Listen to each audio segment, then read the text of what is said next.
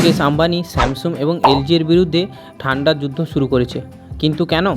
Mukesh Ambani recently wiser নামে একটি brand বাজারে এনেছে, যার মাধ্যমে বিভিন্ন ধরনের হোম অ্যাপ্লায়েন্স এবং ইলেকট্রনিক দ্রব্য বাজারে আনবে। ওয়াইজারের এয়ার কুলার বর্তমানে বাজারে এসে গেছে এবং খুব তাড়াতাড়ি TV, AC, washing machine, refrigerator, fridge, মাইক্রোওভেনের ইলেকট্রনিক জিনিস আসতে চলেছে। মেক ইন ইন্ডিয়া ট্যাগলাইন ব্যবহার করে এই দ্রব্যগুলি ভারতেই তৈরি করা হবে। মুকেশ আম্বানি এগুলিকে ভারতের কোণে কোণে পৌঁছানোর জন্য রিলায়েন্স এর 400+ স্টোরকে ব্যবহার করবে, যাতে ভারতের সবথেকে বড় রিটেলার হবে।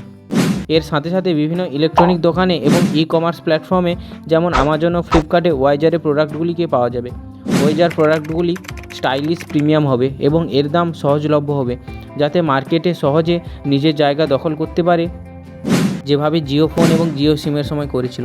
এরকম আরও তথ্য পেতে আমাদের চ্যানেলটিকে সাবস্ক্রাইব করুন।